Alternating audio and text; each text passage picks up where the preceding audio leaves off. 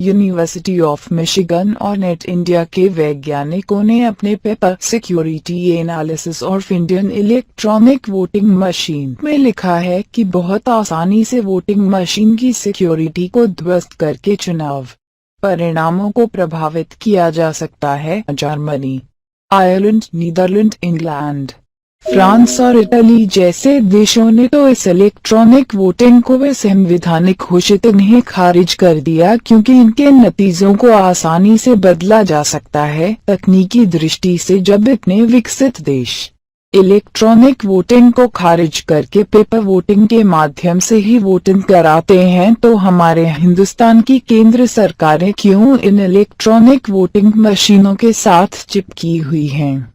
असम के जोरहाट जिले में साल 2014 में एक ऐसी वोटिंग मशीन पकड़ी गई थी जिसमें आप किसी को भी वोट डालें, लेकिन वोट केवल बीजेपी के खाते में ही काउंट होता था। देश में कुछ अन्य जगहों पर भी ऐसी घटनाएं घटित होती रही है। उत्तर प्रदेश के चुनाव के दौरान भी इलाहाबाद की सोराव विधानसभा पर उस समय एक हैरतअंगेज वाकया सामने आया कि जब चेकिंग के दौरान यह पता चला कि एक बूथ पर 11 बजे 2699 वोट पड़ चुके हैं, जबकि उस बूथ पर कुल वोटों की संख्या मात्र 1080 थी। जब यह मामला गरमाया तो इस मामले की जांच का आश्वासन देकर इसे रफा दफा कर दिया गया। अगर आपने 11 मार्च के चुनाव परिणामों पर ध्यान दिया हो तो उत्तर प्रदेश के 403 सीटों के नतीजों के रुझान तो मात्र 2 ही घंटे में आ गए, लेकिन गोवा और मणिपुर की सभी 40 और 60 सीटों पर रुझान आने 3 बजे तक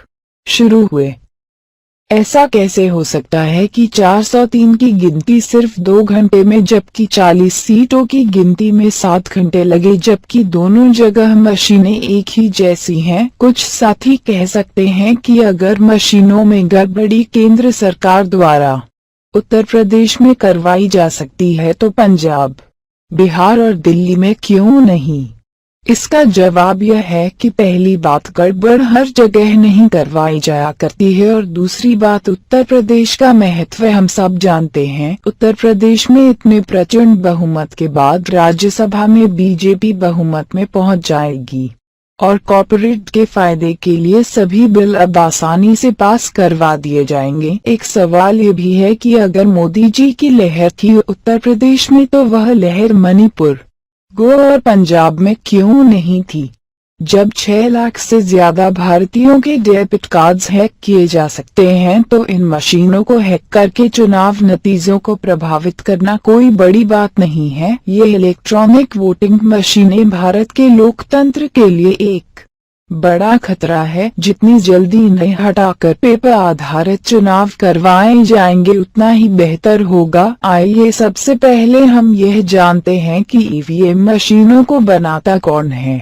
यह मशीनें 2 सरकारी कंपनियों द्वारा बनाई जाती हैं जिनके नाम है इलेक्ट्रॉनिक कॉर्पोरेशन ऑफ इंडिया और भारत इलेक्ट्रॉनिक्स लिमिटेड। यह कंपनियां अपना काम चुनाव आयोग के अंतर्गत न करके केंद्र सरकार के अंतर्गत काम करती हैं। चुनाव आयोग ने कहा है कि 1990 में और 2006 में उसने एक्सपर्ट से इसकी जांच करवाई है। जब हमने उस जांच के बारे में पढ़ा तो बड़ी हैरान करने वाली जानकारियां मिली, क्योंकि निर्माता कंपनी ने मशीन के सोर्स कोड तो एक्सपर्ट्स कमेटी के साथ साझा ही नहीं किए और न ही एक्सपर्ट्स को कंप्यूटर का कोई खासा ज्ञान था। अब सवाल यहाँ पर यह उठता है कि बिना सोर्स कोड के एक मशीन के सॉफ्टवेयर की अच्छे तरीके से जांच कैसे की जा सकती है।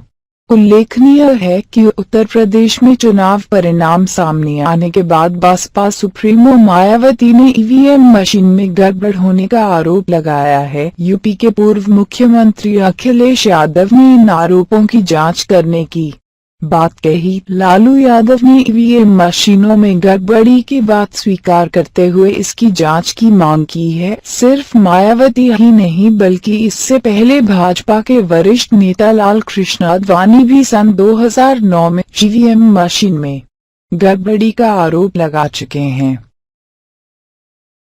उम्मीद है आपको हमारा यह वीडियो पसंद आया होगा। इस वीडियो को लाइक और शेयर जरूर करें और हाँ, सबसे जरूरी बात, हमारे YouTube चैनल को सब्सक्राइब करना ना भूलें। नीचे लाल रंग के सब्सक्राइब बटन को अभी दबाएं और हमारा चैनल सब्सक्राइब करें। धन्यवाद।